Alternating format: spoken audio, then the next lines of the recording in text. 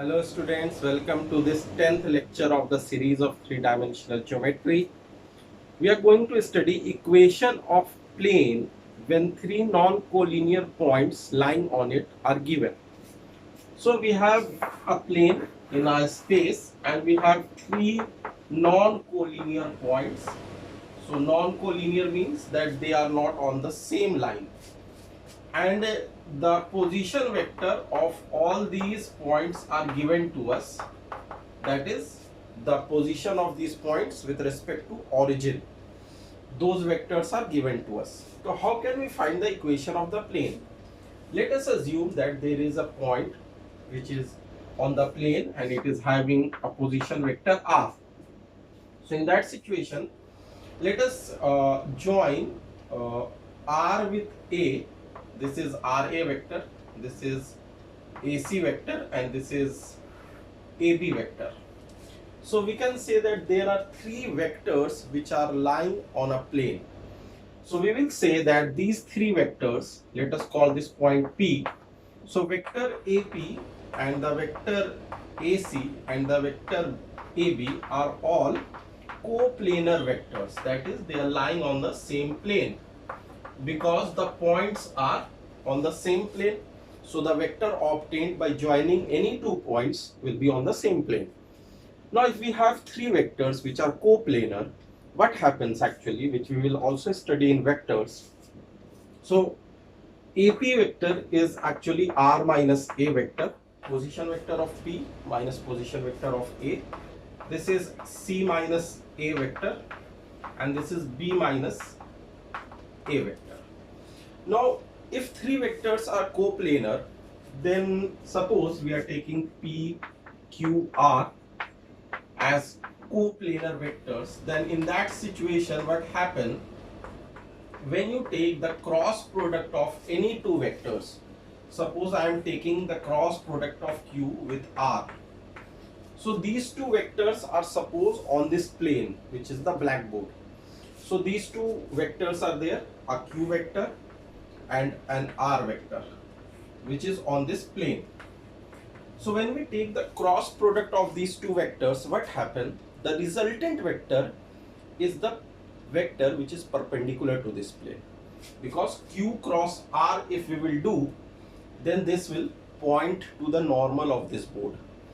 Now if we say that the Q cross R is actually perpendicular to this plane, which means the vector P, which is also lying on this plane, it is also perpendicular to P. Similarly, if we take the cross product of AB and AC, the resultant vector will be perpendicular to this plane. That means it is also perpendicular to the AP vector. So in that case, if we want to write this condition mathematically, what we will say that the dot product of P with the cross product of Q and R should be equal to 0. Why is it so? Because these two vectors are perpendicular vectors, which mean that the angle between them is 90 degree. So the dot product will be magnitude of one vector, magnitude of another vector into cos 90 degree, which will be 0. This is also called a scalar triple product of P, Q and R, which we will see in more detail in the chapter vectors. We write it sometimes like this: P, Q, R, a scalar triple product will be equal to 0 if P, Q and R are coplanar vectors. So in the similar manner, we can say that these three vectors are coplanar, which means that the scalar triple product of these, which is R minus A and then C minus A and then B minus A, is actually equal to 0. The scalar triple product will be 0 because these three vectors are coplanar, because the points which they are joining are also coplanar.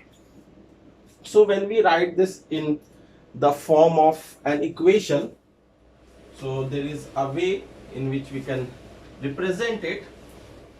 So if we have r minus a vector, so this r minus a vector will have components which will be x minus x1 I cap plus y minus y1 j cap plus z minus z1 k cap, where xyz is the position of R and x1, y1, z1 are the position of the point A.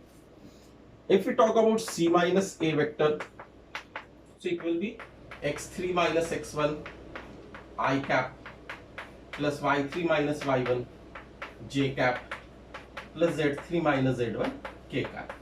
Here again x3, y3, z3 are the coordinates of the vector, position vector of the point C.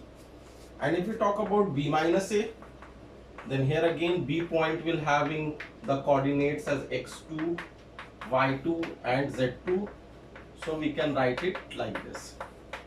So now when we write the scalar triple product, there is a manner in which we write.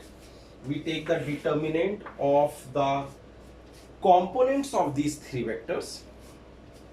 After some calculation we get this form, which we will discuss in scalar triple product.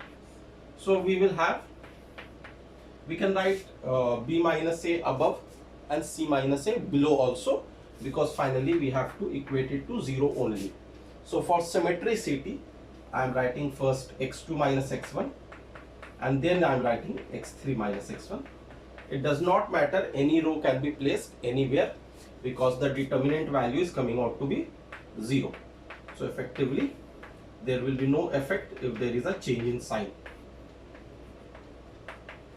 So this is an equation in Cartesian form where x1, y1, z1 is a point A, x2, y2, z2 is a point B, and x3, y3, z3 is the point C, and x, y, z is a variable point on the plane. So the equation of the plane which we will see is something like this. This is actually a scalar triple product and which gives you the determinant. So if you take the cross product of these two and then finally take the dot product with this, you will get this equation.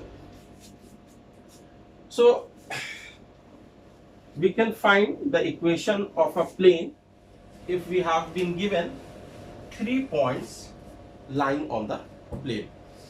So in the next lecture we are going to study about intercept form of the plane, which will be also very interesting for us. So till then, just keep learning, students, and all the best everyone.